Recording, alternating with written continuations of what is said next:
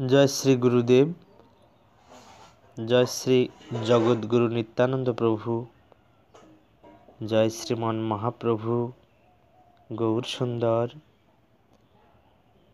জয় সাধুগুরু বৈষ্ণব। সকলকে স্মরণ করে তাদের কৃপা প্রার্থনা করে তাদের অনুকম্পা প্রার্থনা করে শ্রীমদ্ ভগবদ গীতা মাহাত্ম্য আস্বাদন করব। ওম নমো ভগবতে বাসুদেবায়। ভগবান শ্রীকৃষ্ণকে প্রণাম। শ্লোক 1 ঋষিরুবাচ গীতায়াশ্চৈব মাহাত্ম্যং যথা বৎ সুত মে বদ পুরা নারায়ণক্ষেত্রে ব্যাসেন মুনি নদিতম। ঋষি বললেন, হে সুত, পুরাকালে নারায়ণ ক্ষেত্রে মহর্ষি ব্যাস গীতার যে মাহাত্ম্য কীর্তন করেছিলেন, আপনি তা যথাযথ আমার নিকট বর্ণনা করুন।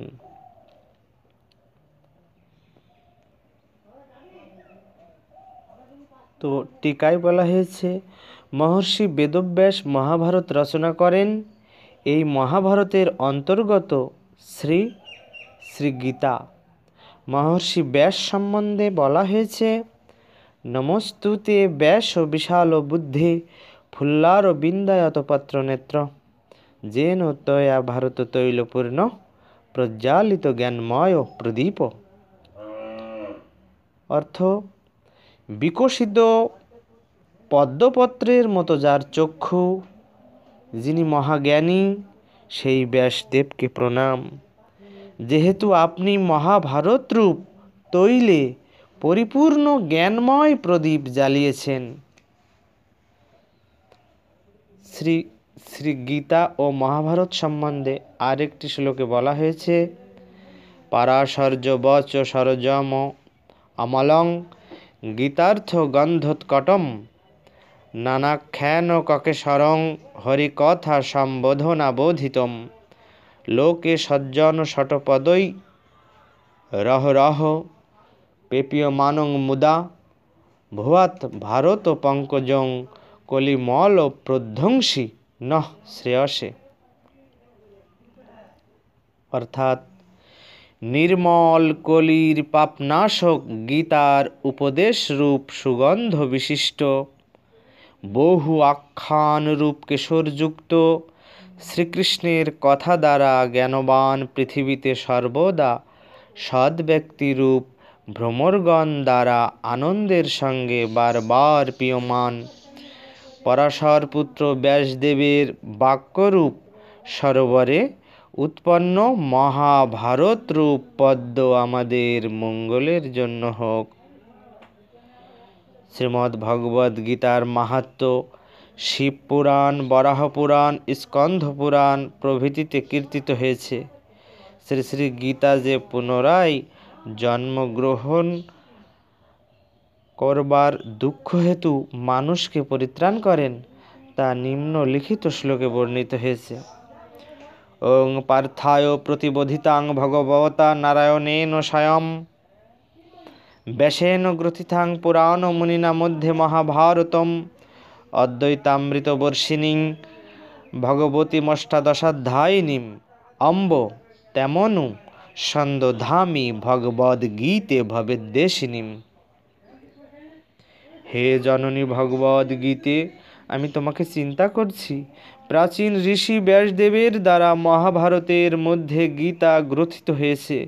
স্বয়ং ভগবান নারায়ণ অর্জুনকে জ্ঞানদানের জন্য গীতায় বলেছেন, গীতা পুনর্জন্মের শত্রু, অর্থাৎ পুনর্জন্ম বিনাশকারিণী, অষ্টাদশাধ্যায় রূপিণী। গীতা অদ্বৈত রূপিণী, অমৃতবর্ষিণী। সুত বললেন, ভগবান, আপনি উত্তম বিষয় জিজ্ঞাসা করেছেন। এটি নিশ্চয়ই সর্বাপেক্ষা গোপনতম বিষয়। গীতার উৎকৃষ্ট মাহাত্ম্য কে বর্ণনা করতে পারে? ভগবান কৃষ্ণ গীতা মাহাত্ম্য যথাযথভাবে জানেন। কুন্তিপুত্র অর্জুন, ব্যাসদেব, ব্যাসপুত্র সুখদেব, যাজ্ঞবল্ক্য ও মিথিলার রাজা জনক গীতার মাহাত্ম্য কিছুটা জানেন। অন্যান্য সকলে কানে শুনে অতি সামান্য মাত্র কীর্তন করেন। সুতরাং ব্যাসদেবের মুখ থেকে আমি যেরকম শুনেছি তাই এখানে কিঞ্চিত বলছি। সমস্ত উপনিষদ গাভীস্বরূপ গোপাল নন্দন ভগবান শ্রীকৃষ্ণ এই গাভীর দহনকারী, অর্জুন বৎস অর্থাৎ বাছুর এবং মহা অমৃতময় গীতা দুগ্ধস্বরূপ। আমি আরও একবার বলছি, সমস্ত উপনিষদ গাভীস্বরূপ গোপালনন্দন ভগবান শ্রীকৃষ্ণ এই গাভীর দহনকারী, অর্জুন বৎস অর্থাৎ বাছুর এবং মহা অমৃতময় গীতা দুগ্ধস্বরূপ।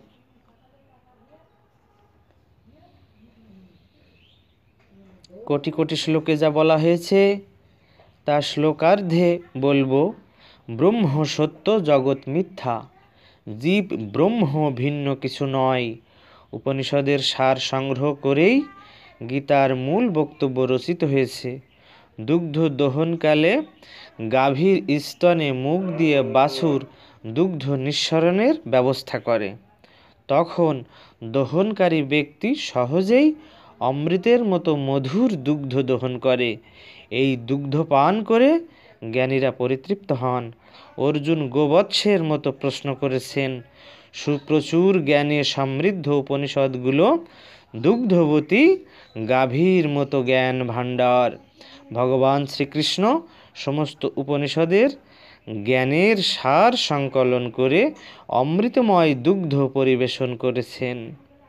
সুধীবৃন্দ, দুগ্ধের মতো অমৃতময় এই জ্ঞান আস্বাদন করে ধন্য হয়েছেন। যিনি ত্রিভুবনের কল্যাণের জন্য প্রথমে অর্জুনের সারথি হওয়ার কাজ সম্পাদন করে গীতারূপ অমৃত প্রদান করেছিলেন, সেই পরমাত্মা শ্রীকৃষ্ণকে প্রণাম। লোকত্রয় অর্থাৎ স্বর্গ, মর্ত, পাতাল এই তিন ভুবন। অন্যত্র গীতারূপ অমৃত দহনকারী ভগবান শ্রীকৃষ্ণকে শ্লোক দ্বারা প্রণাম করা হয়েছে। প্রপন্ন পারিজাতায় তত্র বেত্রৈকোপানয়ে জ্ঞানমুদ্রায় কৃষ্ণায় গীতামৃত দুহে নমঃ। শরণাগতের জন্য পারিজাত বৃক্ষের তুল্য, সারথি রূপে অশ্বসমূহকে তাড়না করার জন্য যিনি হস্তে বেত্রদণ্ড ধারণ করেছেন এবং যে শ্রীকৃষ্ণের হস্ত জ্ঞান মুদ্রা যুক্ত তাকে প্রণাম। জ্ঞান মুদ্রা অর্থাৎ উপদেশ দেবার জন্য তর্জনী ও বৃদ্ধাঙ্গুষ্ঠ মিলিত করে যে মুদ্রা রচনা করা হয়। সংসার সাগরং ঘোরং তর্তুমিচ্ছতি য নর গীতা নাবং সমাসাদ্য পারং জাতি সুখেন সহ। গীতা জ্ঞানং শ্রুতং নৈব সদৈবাভ্যাস যোগত মোক্ষ মিচ্ছতি মূঢ়াত্মা জাতি বালক হাস্যতাম। যে শৃণ্বন্তি পঠন্তেব গীতাশাস্ত্র মহর্নিশম ন তে বৈ মানুষা গেয়া দেবরূপা ন সংশয়।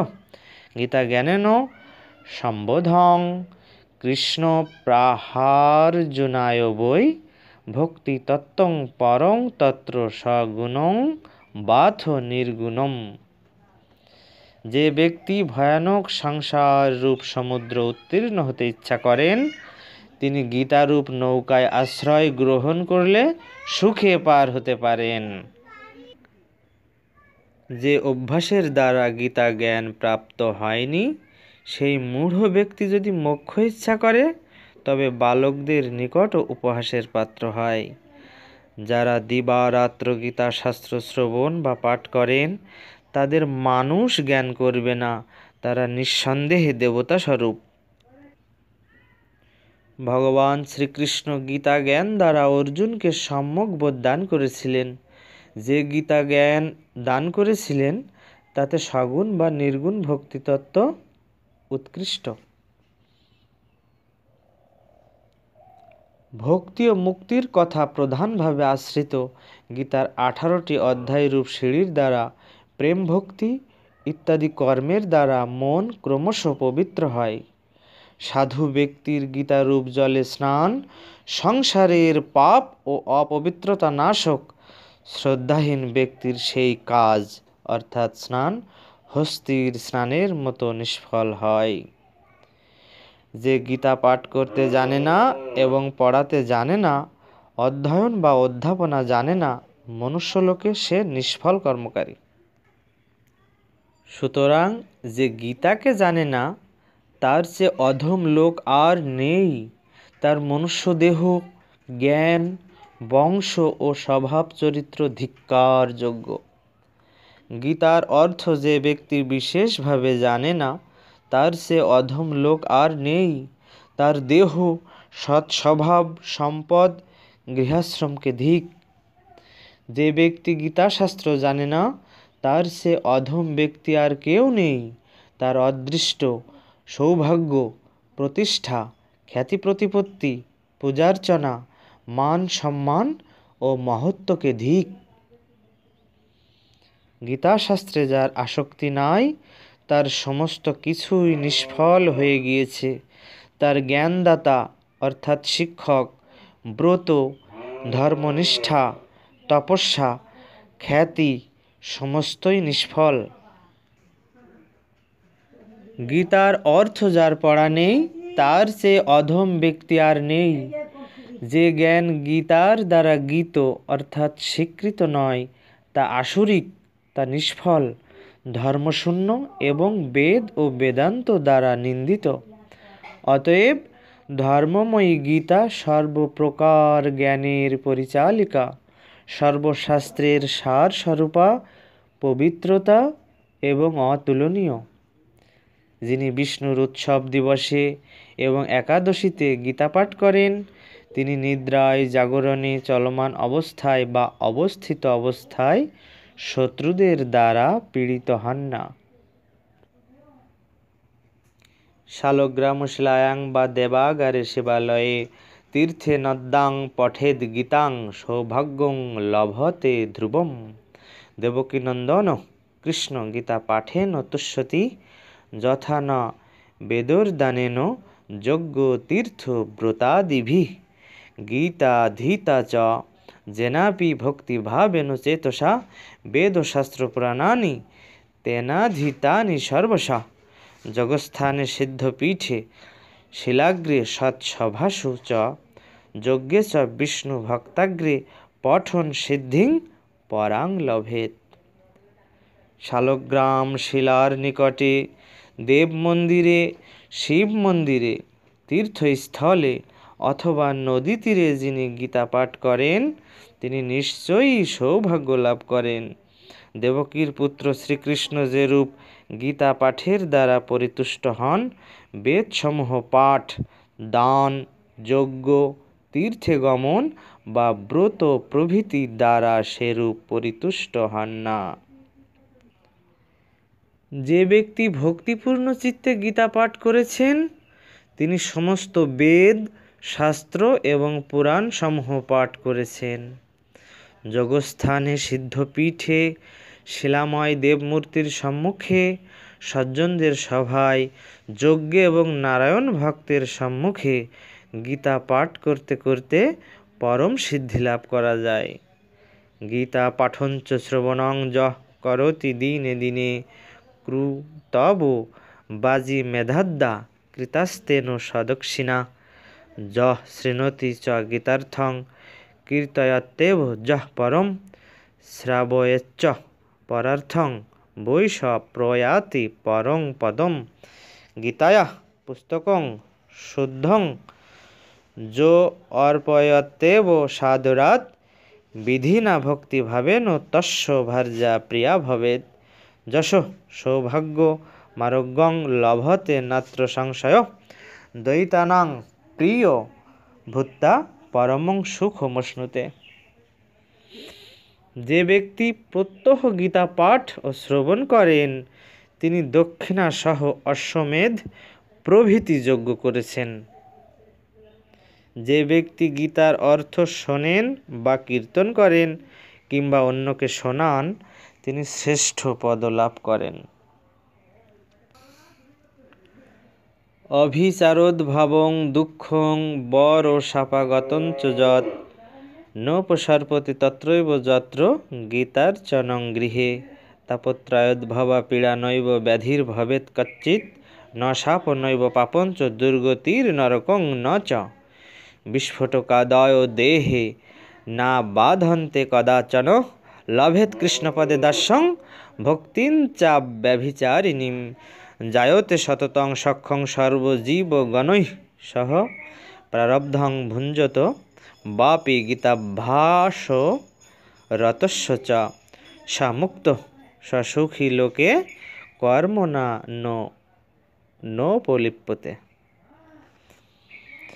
যে গৃহে গীতার অর্চনা হয় সেখানে কখনোই অবিচার থেকে উৎপন্ন এবং ভয়ানক পাপ থেকে আগত দুঃখ উপস্থিত হয় না। সেই গৃহে 3 প্রকার তাপ থেকে উৎপন্ন দৈহিক, মানসিক ব্যাধি কখনো হয় না। সেখানে অভিশাপ, পাপ, দুরবস্থা ও নরক হয় না। গীতার অর্চনা করলে দেহে বিস্ফোরা প্রভৃতি কখনো কষ্ট দেয় না। শ্রীকৃষ্ণের পাদপদ্মে দাস্যভাব ও একনিষ্ঠ ভক্তি লাভ হয়। গীতা পাঠেরত ব্যক্তি প্রারব্ধ অর্থাৎ কৃত কর্মসমূহের পাপ পুণ্যের ফল ভোগ করলেও তিনি বন্ধন থেকে মুক্ত। তিনি ইহলোকে সুখী হন এবং কর্মফলে লিপ্ত হন না। গীতা গ্রন্থ পাঠকারী ভীষণ ভীষণ পাপ কাজ করলেও পদ্মপত্র যেমন জল দ্বারা কিছুমাত্র স্পৃষ্ট হয় না, তিনিও সেইরূপ ওই সব পাপ দ্বারা কিছুমাত্র স্পৃষ্ট হন না, কিছুমাত্র স্পৃষ্ট হন না। অকথ্য কথন প্রভৃতি অনাচারজনিত পাপ যা করা হয়েছে, যা ভক্ষণ করা উচিত নয় তা ভক্ষণ করার ফলে এবং সেরূপ যা অস্পৃশ্য তা স্পর্শ করার ফলে যে দোষ উৎপন্ন হয়, জ্ঞান ও অজ্ঞানকৃত পাপ অথবা ইন্দ্রিয় সমূহ থেকে উৎপন্ন সর্বপ্রকার দোষ গীতা গ্রন্থ পাঠের দ্বারা সেই মুহূর্তে নষ্ট হয়। সর্বত্র অন্ন প্রভৃতি খাদ্য ভোজন ও সকলের নিকট দান গ্রহণ করলেও গীতা পাঠকারীকে কখনো পাপ স্পর্শ করে না।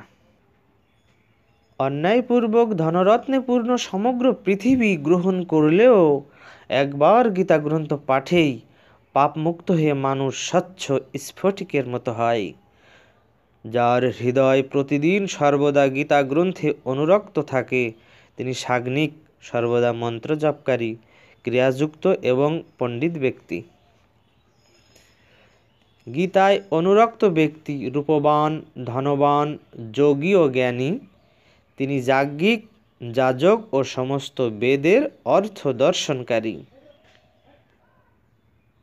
যেখানে গীতা গ্রন্থ আছে এবং যে স্থানে প্রত্যহ গীতা পাঠ হয় সেখানে পৃথিবীর প্রয়াগ প্রভৃতি সমস্ত তীর্থই বর্তমান।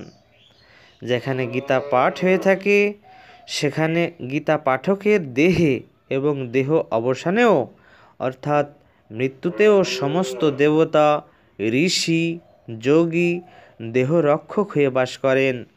নারদ, ধ্রুব প্রভৃতি পার্ষদদের সঙ্গে বালগোপালও শীঘ্র তার সহায় হন। যত্র গীতা বিচারশ্চ পঠনং পাঠনং তথা মোদতে তত্র শ্রীকৃষ্ণ ভগবান রাধয়া সহ। ভগবান শ্রীকৃষ্ণ উবাচ গীতা মে হৃদয়ং পার্থ গীতা মে সারমুত্তমম গীতা মে জ্ঞানমিত্যুগ্রং গীতা মে জ্ঞানমব্যয়ম গীতা মে চোত্তমং স্থানং, গীতা মে পরমং পদম, গীতা মে পরমং গুহ্যং, গীতা মে পরম গুরু, গীতাশ্রয়ে অহং তিষ্ঠামি, গীতা মে পরমং গৃহং, গীতা জ্ঞানং সমাশ্রিত্য ত্রিলোকিং পালয়াম্যহম। যেখানে গীতা শাস্ত্রের বিচার অর্থাৎ আলোচনা তথা পঠন অর্থাৎ অধ্যয়ন ও পাঠন অর্থাৎ অধ্যাপনা হয়, সেখানে ভগবান শ্রীকৃষ্ণ শ্রীরাধার সঙ্গে আনন্দে অবস্থান করেন। ভগবান শ্রীকৃষ্ণ বললেন, হে অর্জুন, গীতা আমার হৃদয়, গীতা আমার সর্বশ্রেষ্ঠ সার, গীতা আমার পরম ও চরম জ্ঞান, গীতা আমার অক্ষয় জ্ঞান, গীতা আমার সর্বোৎকৃষ্ট স্থান, গীতা আমার সর্বশ্রেষ্ঠ পদ, গীতা আমার পরম গুহ্য, গীতা আমার শ্রেষ্ঠ গুরু। গীতার আশ্রয়ে আমি অবস্থান করি, গীতা আমার সর্বশ্রেষ্ঠ আবাস, গীতা জ্ঞানকে আশ্রয় করে আমি ত্রিভুবন পালন করি। গীতা মে পরমা বিদ্যা ব্রহ্মরূপা ন সংশয়, অর্ধমাত্রাক্ষরা নিত্যমনির্বাচ্য পদাত্মিকা, গীতা নামানি বক্ষ্যামি গুহ্যানি শ্রীণু পাণ্ডব, কীর্তনাৎ সর্বপাপানি বিলয়ং যান্তি তৎক্ষণাৎ। গঙ্গা গীতা চ সাবিত্রী সীতা সত্যা পতিব্রতা, ব্রহ্মাবলীর ব্রহ্মবিদ্যা ত্রিসন্ধ্যা মুক্তি গেহিনী, অর্ধমাত্রা চিদানন্দা ভবগ্নি ভ্রান্তি নাশিনী, বেদত্রয়ী পরানন্দা তত্তার্থ জ্ঞান মঞ্জরি। শ্লোক 47-এ গীতা মে পরমা বিদ্যা ব্রহ্মরূপা ন সংশয়, অর্ধমাত্রা হরা নিত্য মনির্বাচ্য পদাত্মিকা। গীতা আমার ব্রহ্মস্বরূপিণী সর্বোত্তম বিদ্যা, এতে সন্দেহ নাই। গীতা অর্ধমাত্রা স্বরূপ, গীতা অর্ধমাত্রা স্বরূপা, নিত্যা অর্থাৎ চিরস্থায়ী, অনির্বচনীয় পদস্বরূপা। অকার ভগবান ব্রহ্মা ওকার বিষ্ণুরুচ্যতে, মকার ভগবান রুদ্র অপর্ধ মাত্রা মহেশ্বরী। অকার ভগবান ব্রহ্মা, ওকার বিষ্ণু, মকার ভগবান রুদ্র, ওম এর অর্ধমাত্রা চিহ্ন চন্দ্রবিন্দু, স্বয়ং ব্রহ্মময়ী মহেশ্বরী। হে অর্জুন, গীতার পরম গোপনীয় নামসমূহ বলছি, শ্রবণ করো। ওই নামগুলো কীর্তন করা মাত্রই সমস্ত পাপ বিনষ্ট হয়ে যায়। গঙ্গা গীতা সাবিত্রী সীতা সত্যা পতিব্রতা, ব্রহ্মাবলী ব্রহ্মবিদ্যা ত্রিসন্ধ্যা মুক্তিগেহিনী, অর্ধমাত্রা চিদানন্দা ভবগ্নি ভ্রান্তি নাশিনী, বেদত্রয়ী পরানন্দা তত্তার্থ জ্ঞানমঞ্জরি। এগুলো গীতার গুহ্য নাম। ইত্যেতানি জপেন নিত্যং নর নিশ্চল মানস, জ্ঞান সিদ্ধিং লভেন নিত্যং তথান্তে পরমং পদম, পাঠে অসমর্থ সম্পূর্ণং তদর্ধ পাঠমাচরেত, তদা গোদানজং পুণ্যং লভতে নাত্র সংশয়। ত্রিভাগং পঠমানস্তু সোমযাগ ফলং লভেত, ষড়ংসং জপমানস্তু গঙ্গা স্নান ফলং লভেত, তথাধ্যায়োদয়ং নিত্যং পঠমান নিরন্তরম, ইন্দ্রলোকমবাপ্নোতি কল্পমেকং বসে ধ্রুবম। যে সুস্থির চিত্ত ব্যক্তি প্রত্যহ এই নামগুলো জপ করেন, তিনি প্রতিদিন জ্ঞানে সিদ্ধি লাভ করেন এবং জীবন শেষে শ্রেষ্ঠ স্থান লাভ করেন। সমগ্র গীতা পাঠে অসমর্থ হলে তার অর্ধেক পাঠ করবেন, তাহলে গাভী দান করার পুণ্য ফল লাভ করবেন, এ বিষয়ে কোনো সন্দেহ নাই। গীতা গ্রন্থের 3 ভাগের 1 ভাগ পাঠ করলে সোমযজ্ঞ করার ফল লাভ করেন। 6 ভাগের 1 ভাগ পাঠ করলে গঙ্গায় স্নান করার ফল লাভ করেন। সেইরূপ যিনি প্রতিদিন গীতার 2 অধ্যায় পাঠ করে থাকেন তিনি নিশ্চয়ই ইন্দ্রলোক প্রাপ্ত হন এবং 1 কল্পকাল বাস করেন। যিনি ভক্তিমান হয়ে প্রতিদিন 1 অধ্যায় গীতাগ্রন্থ পাঠ করেন তিনি রুদ্রলোক প্রাপ্ত হন, তিনি সেখানে গণ রূপে চিরকাল বাস করেন। যে ব্যক্তি গীতা গ্রন্থের 1 অধ্যায়ের অর্ধেক বা 1/4 প্রতিদিন পাঠ করেন তিনি সূর্যলোক প্রাপ্ত হয়ে সেখানে 100 মন্বন্তর বৎসর বাস করেন। যে ব্যক্তি গীতা গ্রন্থের 10টি, 7টি, 5টি, 4টি, 3টি, 2টি, 1টি অথবা অর্ধ শ্লোক পাঠ করেন তিনি 10 সহস্র বৎসর চন্দ্রলোকে বাস করেন। জয় জয় শ্রী গুরু প্রেমানন্দে পরম করুণ প্রেমদাতা নিতাই গৌর হরিবোল হরিবোল হরিবোল।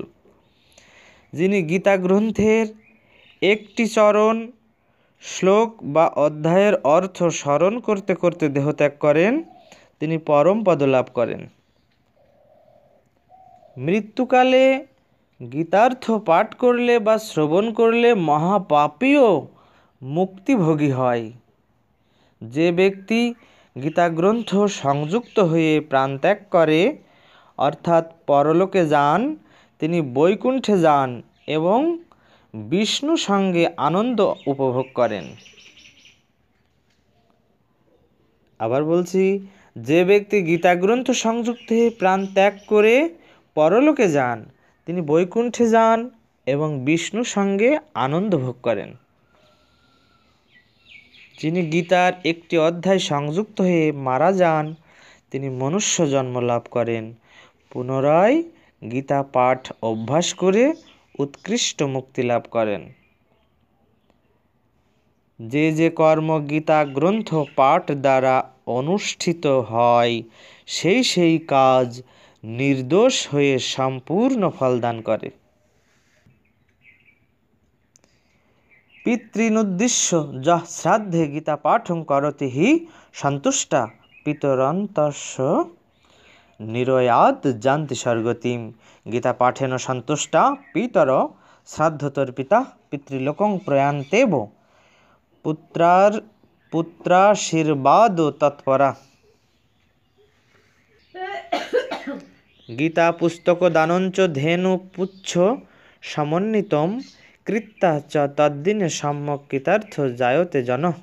পুস্তকং হেম সংযুক্তং গীতায়া প্রকরতি যঃ দত্তা বিপ্রায় বিদুষে জায়তে ন পুনর্ভবম।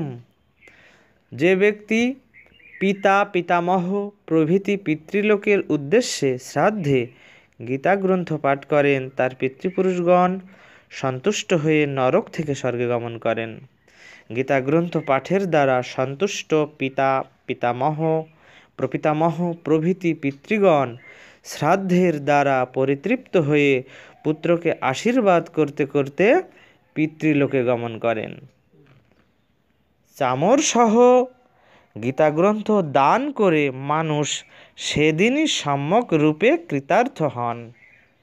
যে ব্যক্তি বিদ্বান ব্রাহ্মণকে স্বর্ণ সংযুক্ত করে গীতাগ্রন্থ দান করেন তার পুনর্জন্ম হয় না।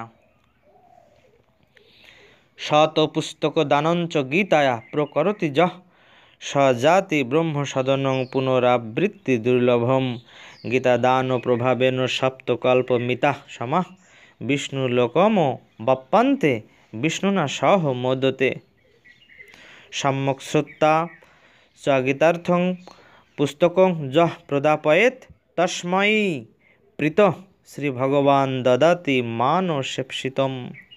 দেহং মানুষমাশ্রিত্য চাতুর্বর্ণেষু ভারত ন শৃণোতি ন পঠতি গীতামৃতরূপিণীম। হস্তাত্যক্তামৃতং প্রাপ্তং স নর বিষমশ্নুতে। যিনি 100টি গীতা পুস্তক দান করেন তিনি পুনর্জন্ম রহিত যে ব্রহ্মলোক সেখানে যান। গীতা গ্রন্থ দানের ফলে বিষ্ণুলোক লাভ হয়। দাতা সপ্তকল্প সময় বিষ্ণুর সঙ্গে আনন্দে বাস করেন। তাই ব্রহ্মার একদিন অর্থাৎ মানুষের 432 কোটি বৎসর। গীতার অর্থ সম্যক রূপে শুনে যিনি গীতা গ্রন্থ দান করেন, শ্রী ভগবান তার প্রতি প্রীত হয়ে তার অভীষ্ট প্রদান করেন। হে অর্জুন, ব্রাহ্মণ, ক্ষত্রিয়, বৈশ্য, শূদ্র এই চারিটি জাতির মধ্যে মনুষ্য দেহ ধারণ করে যে অমৃত স্বরূপা গীতা শ্রবণ বা পাঠ করে না, সে প্রাপ্ত অমৃত হাত থেকে ফেলে বিষ খায়। সংসার দুঃখে পীড়িত ব্যক্তি গীতা বিষয়ক জ্ঞান সম্যক রূপে লাভ করে গীতারূপ অমৃত পান করে ভক্তি লাভ করে ইহজগতে সুখী হয়ে থাকেন। জনক প্রভৃতি রাজারা গীতাকে আশ্রয় করে পাপ শূন্য অর্থাৎ নিষ্পাপ হয়ে জগতে শ্রেষ্ঠ স্থান লাভ করেছেন। যোভিমানেন গর্বেণ গীতা নিন্দাং করতি চ সমেতি নরকং ঘোরং যাবদাহুত সংপ্লবম অহংকারেণ মূঢ়াত্মা গীতার্থং নৈব মন্যতে কুম্ভী পাকেষু পচ্যেত যাবৎ কল্পক্ষয় ভবেৎ। গীতার্থং বাচ্যমানং যো ন শৃণোতি সমীপত স শুকরো ভবং যোনি মনে কামধিগচ্ছতি। গীতা গ্রন্থ পাঠে উচ্চ নীচ ইত্যাদি বিশিষ্টতা অর্থাৎ পার্থক্য নেই। পরব্রহ্ম স্বরূপা গীতা সমগ্র জ্ঞান বিষয়ে সকলের জন্য সমান। যে ব্যক্তি অভিমান হেতু নিজেকে অত্যন্ত সম্মানিত মনে করে অথবা অহংকার বশত গীতা গ্রন্থের নিন্দা করে, সে মহাপ্রলয় পর্যন্ত ভয়ানক নরকে যায়, অর্থাৎ সেখানে গিয়ে বাস করে থাকে। যে জ্ঞান বুদ্ধিশূন্য ব্যক্তি গর্ববশত গীতার অর্থ নির্দেশ অমান্য করে, সে কল্প শেষ হওয়া পর্যন্ত কুম্ভীপাক নামক নরকে সিদ্ধ হয়। যে নিকটে কথিত হচ্ছে এমন গীতার্থ না শোনে, সে বহুবার শূকর জন্ম লাভ করে থাকে, অর্থাৎ শূকর হয়ে জন্মগ্রহণ করে। কে? যে নিকটে গীতার কথা বলা হচ্ছে, গাওয়া হচ্ছে, গীত হচ্ছে, পাঠ হচ্ছে, এমন গীতার অর্থ না শোনে, সে বহুবার শূকর জন্ম লাভ করে, অর্থাৎ শূকর হয়ে জন্মগ্রহণ করে। যে ব্যক্তি গীতা গ্রন্থ চুরি করে আনে, তার কিছুই সফল হয় না, তার গীতা পাঠও নিষ্ফল হয়। যে ব্যক্তি গীতার্থ শ্রবণ না করে পরমার্থ বিষয়ে যত্নবান হয়, উন্মাদের পরিশ্রমের অর্থাৎ চেষ্টার মতো জগতে তার চেষ্টায় কোনো ফল লাভ হয় না। গীতা পাঠ শ্রবণ করে পরমাত্মার প্রীতির জন্য স্বর্ণ ভোজ্য পট্টবস্ত্র দান করবার জন্য নিবেদন করবে। গীতা গ্রন্থের ব্যাখ্যাতাকে বহু দ্রব্য, বস্ত্র প্রভৃতি উপকরণ দ্বারা প্রচুর ভক্তি ও প্রীতি সহকারে পূজা করবে। এতে ভগবান শ্রীহরি তুষ্ট হন। অর্থাৎ গীতা গ্রন্থের যিনি ব্যাখ্যা দেন, পাঠ করেন, তাকে বহু দ্রব্য দিতে বলছেন। গ্রন্থে বস্ত্র প্রভৃতি উপকরণ দ্বারা প্রচুর ভক্তি ও প্রীতি সহকারে পূজা করার কথা বলছেন। এতে ভগবান শ্রীহরি তুষ্ট হন। যার যেমন সামর্থ্য সেইভাবে সে দান করবে। মাহাত্ম্য মেতদ গীতায়া কৃষ্ণ প্রক্তং পুরাতনম গীতান্তে পঠতে যস্তু যথোক্ত ফল ভাগ ভবেৎ গীতায়া পঠনাং কৃত্বা মাহাত্ম্যং নৈব যঃ পঠেৎ বৃথা পাঠফলং তস্য শ্রম এব উদাহৃত এতন্মাহাত্ম্য সংযুক্তং গীতা পাঠং করতি যঃ শ্রদ্ধয়া যঃ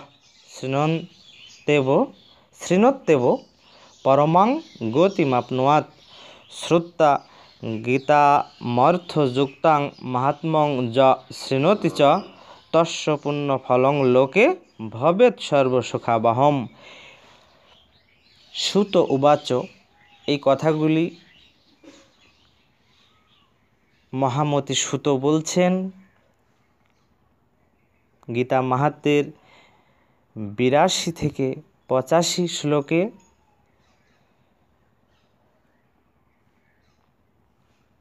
ইতি শ্রী বৈষ্ণবীয় তন্ত্রসারোক্ত শ্রীমদ্ভগবদ্ গীতা মাহাত্ম্যম সম্পূর্ণম।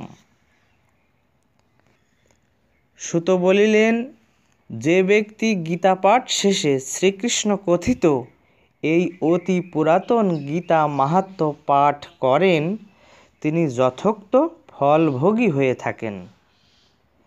গীতা গ্রন্থ পাঠ করে যিনি গীতা মাহাত্ম্য পাঠ করেন না তার গীতা পাঠ নিষ্ফল, তার পরিশ্রমই বৃথা।